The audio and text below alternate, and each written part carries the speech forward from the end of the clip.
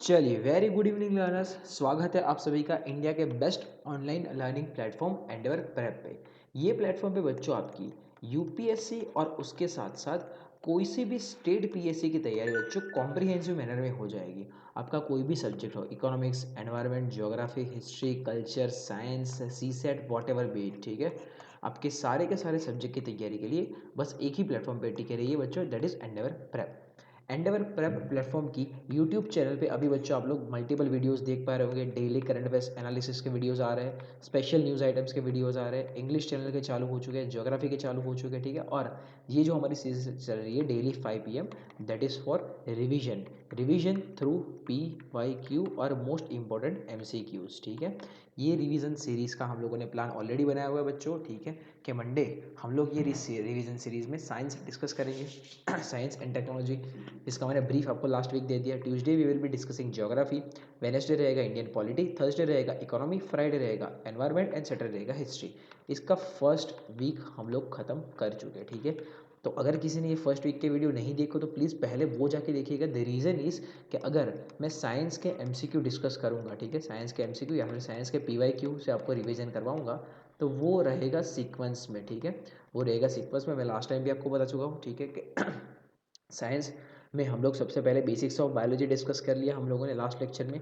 वो बायोलॉजी में हम लोगों ने बेसिक्स टर्मिनोलॉजीज बायोलॉजी को लेकर वो हम लोगों ने डिस्कस किया, ठीक है। आज हम लोग डिस्कस करेंगे सेल, फिर आएगा टिश्यूज़, उसके बाद पूरा का पूरा एनिमल किंगडम, प्लांट किंगडम और बायोटेक्नोलॉजी। तो ये हम लोग टॉपिक को प्रॉपर सीक्वेंस में कर रहे हैं फॉर ऑल दी सब्जेक्ट्स। ये सारे सब्जेक्ट के लिए टॉपिक हम लोग सीक्वेंस में ही जाएंगे। तो अगर किसी ने फर्स्ट वीक के लेक्चर्स मिस किए हुए हैं, ठीक है, तो प्लीज़ वो जाके देख लीजिए, फिर ये वाला कंटिन्यू कीजिएगा, ठीक है, साइंस वाला, ताकि आपकी एक कंटिन्यूटी बनी रहे बच्चों, ठीक है। चलिए, तो फर्स्ट वीक हम लोगों ने साइंस में बायोलॉजी को लेकर कुछ बेसिक टर्मिनोलॉजीज डिस्कस की थी, ठीक है। तो भाई बायोलॉजी को दो पार्ट में तोड़ा जाता है। एक तो होता है आपका zoology, that is related to animal, ठीक है, और दूसरा पार्ट होता है उसका botany, it is related to plants, ठीक है। और इसको लेकर जूलॉजी की मल्टीपल ब्रांचेस और बॉटनी के मल्टीपल ब्रांचेस को लेकर हम लोगों ने ऑलरेडी डिस्कशन किया हुआ था लास्ट वीक बच्चों, ठीक है। चलिए, आज हम कंटिन्यू करेंगे सेल, ठीक है। ये भी एक जनरल टॉपिक रहेगा, इसके बाद हमारा डिवीजन हो जाएगा, ठीक है। सेल, आज हम लोग सेल पढ़ेंगे, दोनों सेल पढ़ेंगे, ठीक है। ह्यूमन सेल भी देखेंगे, ह्यूमन सेल नहीं, सॉरी, एनिमल सेल देखेंगे और प्लांट सेल देखेंगे अलॉन्ग विद देयर कंपेरिजन। ये दोनों के कंपेरिजन के बाद हमारा दो सेक्शन अलग रहेगा। एनिमल किंगडम पहले पूरा देखेंगे और बाद में पूरा देखेंगे प्लांट किंगडम। ये सारी की सारी चीज़ें देखेंगे हम लोग PYQs के मैनर में, ठीक है, PYQs और इंपॉर्टेंट MCQs के मैनर में। और साथ साथ में मैं आपको समझाता जाऊँगा, ठीक है। सिर्फ क्वेश्चन और आंसर डिस्कस नहीं करना है बच्चों, हमको उसका सॉल्यूशन जो भी टॉपिक से रिलेटेड होगा वो टॉपिक भी डिटेल में डिस्कस कर लेंगे, ठीक है। चलिए, तो आज हम लोग डिस्कस करेंगे उसमें से स्ट्रक्चर ऑफ सेल, ठीक है। Structure of cell, cell is the basic functional unit of a living entity, ठीक है। सेल को डिफाइन कैसे किया जाता है? Cell is the basic functional unit of a living entity. सबसे छोटी से छोटी चीज़ सेल होती है, ठीक है। सबसे छोटी चीज़ ह्यूमन बॉडी में सेल होती है जो फंक्शन करता है, ऐसा है, ठीक है। उसके फंक्शन से ही पूरा का पूरा कोई भी लिविंग एंटिटी, चाहे वो एनिमल हो चाहे वो प्लांट हो, वो फंक्शन कर सकता है, ठीक है। तो cell is a basic functional unit of any living entity, ठीक है। ये फंक्शन करेगा तभी ये सारी चीज़ें फंक्शन कर पाएगी, ठीक है। चलिए, तो यही सेल को लेकर हम लोग अलग अलग चीज़ें जानते हैं कि भाई प्लांट सेल उसमें क्या क्या होता है, एनिमल सेल उसमें क्या क्या होता है, किस चीज़ से बना होता है, किस चीज़ का क्या काम होता है, ठीक है। सेल जिसको हिंदी में बोलते हैं कोशिकाएं, ठीक है, इसको बोलते हैं कोशिकाएं। चलिए, तो इसके बारे में हम लोग पढ़ते हैं। पहले मैं आपको थोड़ा ओवरव्यू दे दूँ ये थियरी के बारे में, उसके बाद उसके क्वेश्चंस हम लोग करेंगे, ठीक है। चलिए, तो दो तरीके के सेल अपने को मिल सकते हैं दुनिया में, एक है एनिमल सेल और दूसरा है प्लांट सेल, ठीक है। बेसिक उसकी चीज़ें क्या है कि एक भाई एनिमल सेल की बात करें तो अभी सिर्फ मैं नाम बोल रहा हूँ, उसके बाद उसके फंक्शंस समझते हैं कि वो क्या काम करती है कोई चीज़, ठीक है। और उसके बाद उसके MCQ हम लोग करेंगे, ठीक है। तो सेल सेल बना होता है अलग अलग सेल ऑर्गेनल्स से, ठीक है। सेल ऑर्गेनल्स मतलब कि ये एक सेल है, ये एक सेल के अंदर बहुत सारी चीज़ें हैं, वो बहुत सारी चीज़ों को बोलते हैं सेल ऑर्गेनल्स, ठीक है। तो एनिमल सेल में कौन कौन से मेन इंपॉर्टेंट ऑर्गेनल्स हैं? तो एक है वैक्यूल्स, ठीक है, एक है गोल्गी apparatus, एक है रफ एंडोप्लाज्मिक रेटिकुलम, एक है स्मूथ एंडोप्लाज्मिक रेटिकुलम, एक है लाइसोसोम, एक है साइटोप्लाज्म। सबके बारे में बताता हूँ बच्चों, ठीक है। आराम से आज आपका सेल क्लियर हो जाएगा बच्चों, ठीक है। एक है माइटोकॉन्ड्रिया, यहाँ भी है गोल्गी एपरेटस, ठीक है, यहाँ भी है माइटोकॉन्ड्रिया, यहाँ भी है स्मूथ एंडोप्लाज्मिक रेटिकुलम, यहाँ एक अलग चीज़ है क्लोरोप्लास्ट, ठीक है, एक यहाँ भी है वैक्यूल्स, ठीक है। Free ribosomes, rough endoplasmic reticulum यहाँ भी है, ठीक है। चलिए, तो यही कुछ मेन चीज़ें हैं सेल में, ठीक है, यही कुछ मेन है सेल ऑर्गेनल्स, ठीक है। एक सेल का स्ट्रक्चर कैसे होता है, एक सेल का स्ट्रक्चर कुछ इस तरीके से होता है, ठीक है, कि ये बाहर की जो चीज़ आपको दिख रही है, ठीक है, दैट इज सेल वॉल, ठीक है, ये डार्क ग्रीन कलर का जो दिख रहा है दैट इज सेल वॉल, ठीक है, सेल वॉल। उसके अलावा एनिमल सेल और प्लांट सेल में ये जो सबसे आउटर लेयर है, ठीक है, that is plasma membrane, plasma membrane, ये जो सबसे आउटर लेयर है, ठीक है, सबसे सेल वॉल के भी बाहर एक लेयर रहता है, ठीक है, ये है प्लाज्मा मेम्ब्रेन, ये दोनों के दोनों सेल में अवेलेबल रहता है प्लाज्मा मेम्ब्रेन, ठीक है। प्लाज्मा मेम्ब्रेन एक परत है, एक पर्दे जैसा एक परत है सेल के आजू बाजू, जो पूरे सेल ऑर्गेनल्स को अपने अंदर समाये रखता है। सिंपल भाषा में अगर बोलते हैं ऐसा समझ लो, एक थैली है, ठीक है, थैली जो अपने अंदर सारी चीज़ों को समाये रखी है, दैट इज प्लाज्मा मेम्ब्रेन। ये दोनों में होता है, प्लांट सेल और एनिमल सेल। इसका क्या काम है, इसका बेसिक काम है कि भाई फूड को सेल सेल के अंदर और बाहर ट्रांसफ़र करने का काम, ठीक है। फूड के अलावा गैसेस, ऑक्सीजन और CO2 को सेल के अंदर और बाहर करने का काम, ये कहाँ पे होता है, ये कैसे होता है, ये हम लोग देखेंगे, ठीक है। तो फूड को, गैसेस को और पानी को, वाटर को, ठीक है, ये तीन चीज़ों को मेन सेल के अंदर पहुंचाने का काम और सेल के अंदर से बाहर लाने का काम होता है प्लाज्मा मेम्ब्रेन का बच्चों, ठीक है, ये ध्यान में रखिएगा। तो ये पहला हमारा सेल ऑर्गेनल है प्लाज्मा मेम्ब्रेन, ठीक है, कहीं पे लिखते चलते हैं, एक ब्लैंक शीट मुझे रखनी चाहिए थी, ठीक है, चलो कोई नहीं, यहीं पे नंबरिंग करते हैं, that is first plasma membrane. It is available in both animal and plant cells, ठीक है, इसका काम ये तीन चीज़ें ट्रांसफ़र करने का काम है, ठीक है। सेल वॉल सिर्फ और सिर्फ आपके प्लांट सेल में ही होता है, ठीक है। सेल वॉल का मेन काम है सेल को प्रोटेक्शन देने का, ठीक है, सेल को प्रोटेक्शन देने का, और मेजर एरिया ऑफ प्रोटेक्शन का काम प्लांट सेल को ही होता है, ठीक है, क्योंकि ट्री, अगर ये ट्री है तो ये एक जगह पे स्टैटिक रहेगा, ठंडी गर्मी बारिश सब एक ही जगह पे खड़े रह के सहेगा, ऐसा है, ठीक है। तो इसके सेल्स ज़्यादा मजबूत होने ज़रूरी है, अपने को तो क्या ठंडी गर्मी लगी तो कभी घर में जाके रह लिए, ऐसा है, ठीक है। तो एनिमल सेल के कंपेरिजन में प्लांट सेल को ज़्यादा हार्श एनवायरनमेंट सहन करना पड़ता है, तो प्लांट सेल एक अलग और प्रोटेक्टिव लेयर आता है प्लांट सेल के आजू बाजू, प्लाज्मा मेम्ब्रेन के आजू बाजू, ठीक है। चलिए, तो ये दूसरा प्लांट सेल, ये ध्यान में रखिएगा। उसके बाद हम लोग करते हैं ये थर्ड, माइटोकॉन्ड्रिया। माइटोकॉन्ड्रिया को power house of the cell बोलते हैं, ये दोनों में अवेलेबल होता है, प्लांट और एनिमल, ठीक है, इसको बोलते हैं power house of the cell. Power of the cell मतलब क्या, ये सेल में बाकी सारे जो ऑर्गेनल्स है, ये गोल्गी करेंगे अभी हम, ribosome, cytoplasm, lysosome, smooth, X Y Z, इन सबको पावर देने का काम, ठीक है, इन सबको एनर्जी देने का काम करता है माइटोकॉन्ड्रिया, ठीक है।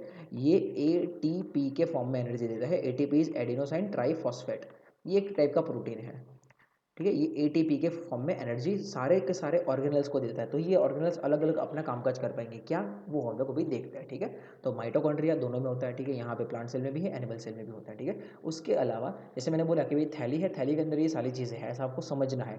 तो थैली के अंदर ये एक प्रवाही भी होता है, ठीक है, ये एक लिक्विड भी होता है जो यहाँ पे लाइट ब्लू कलर का और यहाँ पे लाइट ऑरेंज कलर का दिख रहा है। तो थैली के अंदर ये एक लिक्विड भी होता है, वो लिक्विड का नाम है बच्चों साइटोप्लाज्म, ठीक है, वो लिक्विड का नाम है साइटोप्लाज्म। कुछ नहीं, वो बाकी सारे ऑर्गेनल्स को कंटेन करने का काम करता है, ठीक है, होल्ड करने का, अपने अंदर समाने का काम करता है, ठीक है, साइटोप्लाज्म, ठीक है, वो भी दोनों में होता है, प्लांट और एनिमल, ठीक है। साइटोप्लाज्म होल्ड्स द और सेल ऑर्गेनल्स, तो ये है साइटोप्लाज्म, ये ध्यान में रखिएगा, ठीक है। साइटोप्लाज्म के अलावा, माइटोकॉन्ड्रिया के अलावा, ये पांचवा एक मेन ऑर्गेनल यहाँ पे है, एंडोप्लाज्मिक रेटिकुलम। एंडोप्लाज्मिक रेटिकुलम ये दो तरीके का होता है, रफ एंडोप्लाज्मिक रेटिकुलम और स्मूथ एंडोप्लाज्मिक रेटिकुलम, ठीक है, रफ और smooth endoplasmic reticulum. Smooth endoplasmic reticulum का क्या काम है, तो फैट सिंथेसाइज करना, फैट बनाना, ठीक है, फैट बनाना, अपना खाना खाते हैं, खाने में से फैट को बनाने का काम करता है स्मूथ एंडोप्लाज्मिक रेटिकुलम।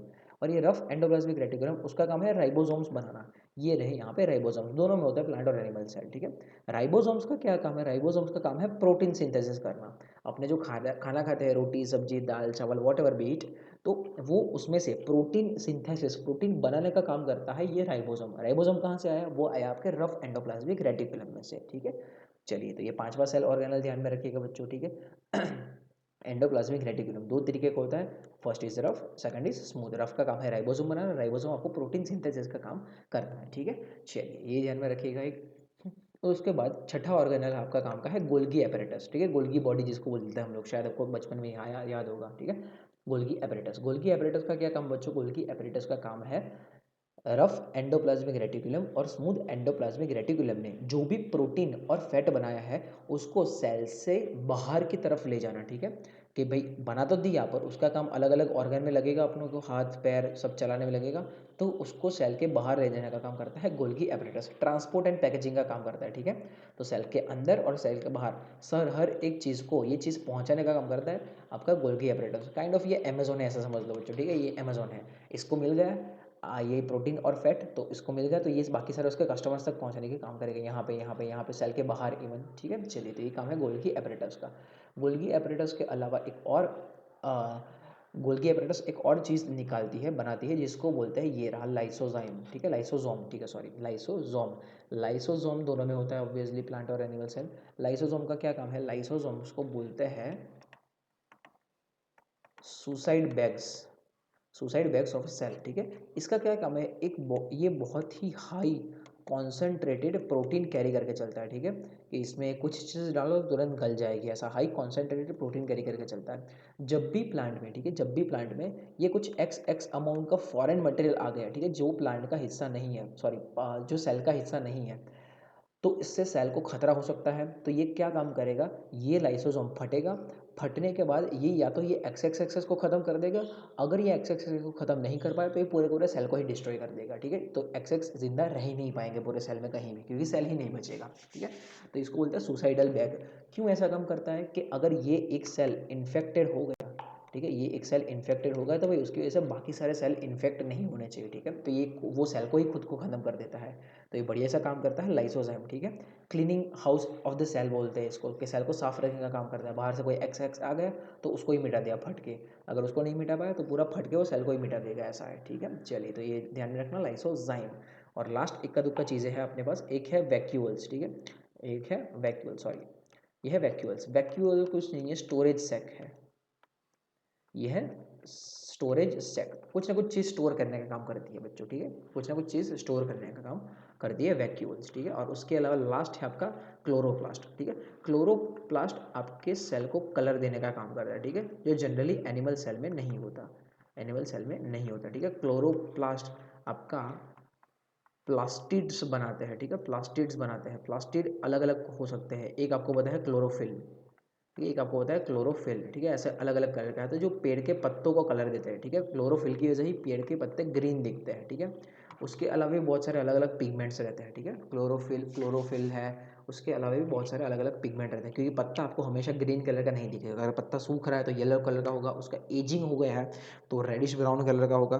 तो पत्ते का कलर अलग अलग एज में अलग अलग होता है। तो ये अलग अलग कलर देने का काम करते हैं क्लोरोप्लास्ट या फिर प्लास्टिड्स या फिर पिगमेंट्स। पिगमेंट का मतलब वही है कलरिंग एजेंट, ठीक है। चलिए, तो ये कुछ सेल के मेन ऑर्गेनल्स बच्चों ध्यान में रखिएगा, ठीक है। ये सारे सेल के हैं मेन ऑर्गेनल्स।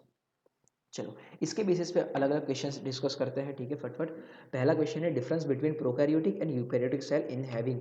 क्या डिफरेंस है प्रोकैरियोटिक और यूकैरियोटिक में? Cell wall, nuclear membrane, ribosome और नन ऑफ दिस, ठीक है। सॉरी, एक लास्ट ऑर्गन रह गया इसमें, कि सबसे सेंटर का जो ऑर्गन होता है दैट इज न्यूक्लियस, ठीक है। न्यूक्लियस सेल का सेंटर, ठीक है, सेल का सेंटर, यही आपका डीएनए कैरी करके चलता है, डीएनए, ठीक है। डीएनए आपका जेनेटिक मटेरियल, ठीक है, यही आपका डीएनए कैरी करके चलता है, न्यूक्लियस, ठीक है। चलिए, तो प्रोकैरियोटिक और यूकैरियोटिक सेल में क्या डिफरेंस है? तो प्रोकैरियोटिक सेल और यूकैरियोटिक सेल, ठीक है।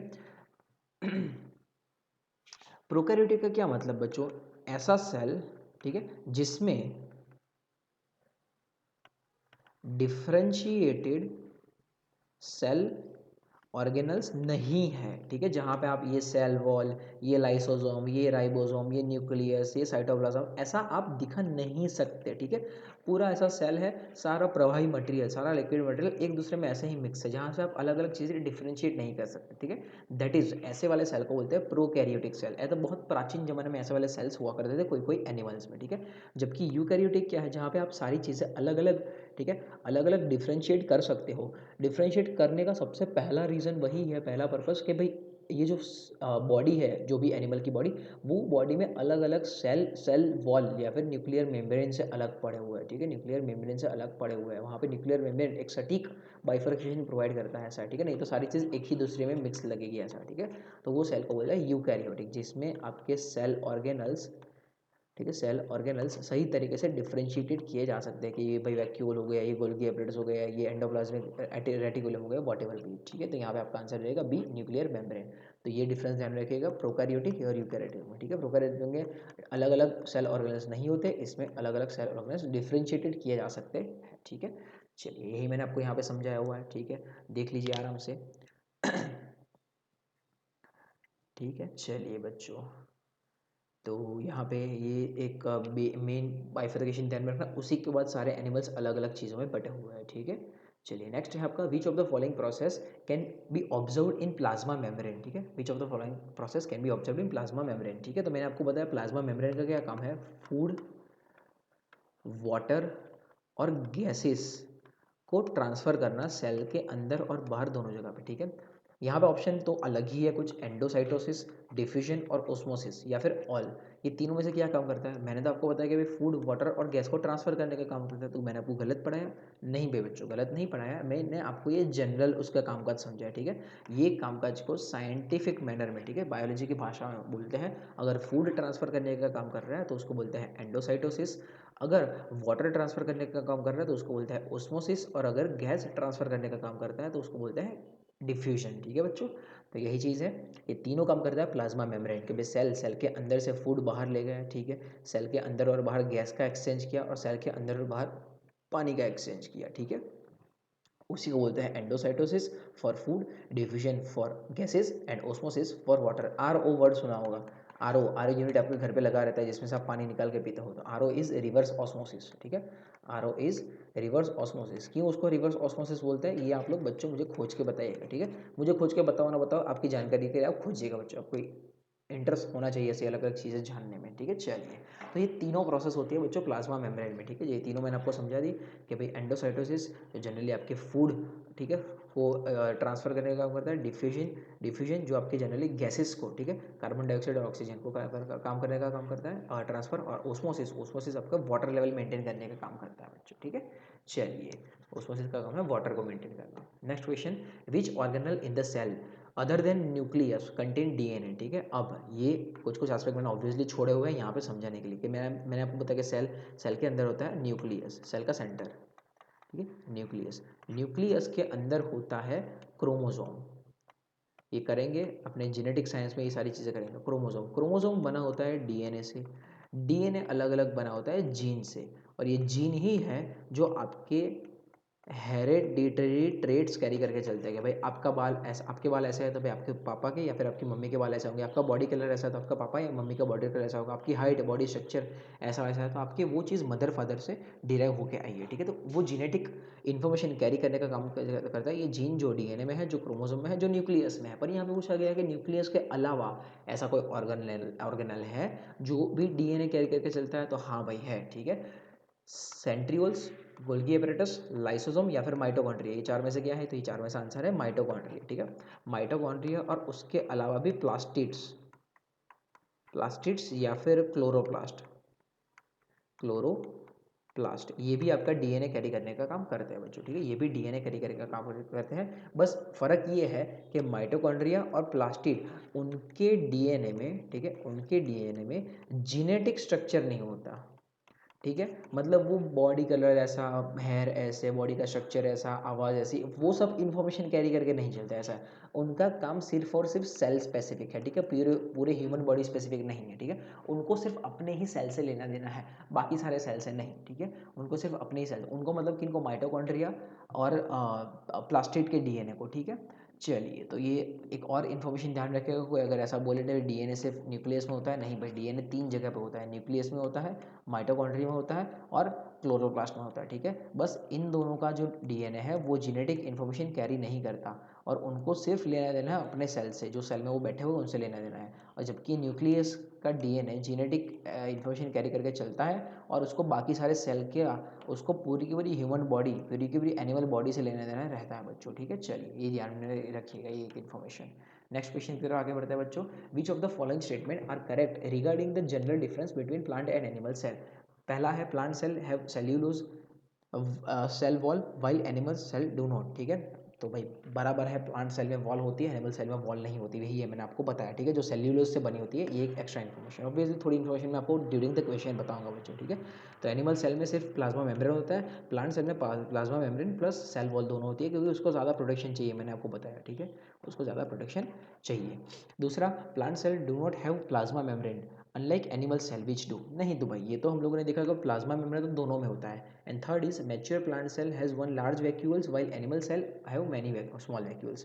तो ये भी यहाँ पे इन्फॉर्मेशन एनरिच करता है कि भाई प्लांट सेल में एक बड़ा सा वैक्यूल होता है, ठीक है। Vacuole is a storage sac, vacuole is a storage sac, ठीक है, कुछ कुछ स्टोर करने का काम करता है ये वैक्यूल्स। तो प्लांट सेल में बड़ा होता है, ठीक है, जबकि एनिमल सेल में छोटे छोटे पर मल्टीपल होता है वैक्यूल्स, ऐसा, ठीक है। तो ये इन्फॉर्मेशन भी सही है, ठीक है। चलिए, तो आपका यहाँ पे डिफरेंस क्या है, 1 and 3, दूसरा तो गलत है, तो answer will be option C, that is 1 and 3, कि प्लाज्मा मेम्ब्रेन दोनों में होता है, ठीक है, और वैक्यूल्स प्लांट सेल में बड़े होते हैं, एनिमल सेल में छोटे पर मल्टीपल होते हैं, ऐसा है, ठीक है। चलिए, तो ये इन्फॉर्मेशन ध्यान में रखिएगा बच्चों। नेक्स्ट आगे बढ़ते हैं बच्चों, ये यहाँ पे वही डिफरेंस लिखा हुआ है, ठीक है, जो मैं आपको समझा रहा था। चलिए next, which of the following organelles is called power house of a cell, ठीक है, राइबोसोम, माइटोकॉन्ड्रिया, सेल मेम्ब्रेन और सेंट्रोम्स, ठीक है, सेंट्रोसोम्स, ठीक है। तो क्या है राइबोसोम, राइबोसोम का क्या काम, क्या का था, इसका काम था प्रोटीन सिंथेसिस करना, प्रोटीन सिंथेसिस करना, ये काम था राइबोसोम्स का। माइटोकॉन्ड्रिया यही था अपना power house of the cell, ठीक है, जो कौन से फॉर्म में एनर्जी प्रोड्यूस कर रहा था, ATP, ATP is adenosine triphosphate, ये एक टाइप का प्रोटीन है जो अलग अलग सेल ऑर्गेनेल्स को, सेल के अंदर बहुत सारी चीज़ें हम लोगों ने करी, उनको चलाने का काम, उनको एनर्जी देने का काम करता है, ठीक है। तो एनर्जी कौन देगा, पावर हाउस, तो power house of the cell is mitochondria, ठीक है।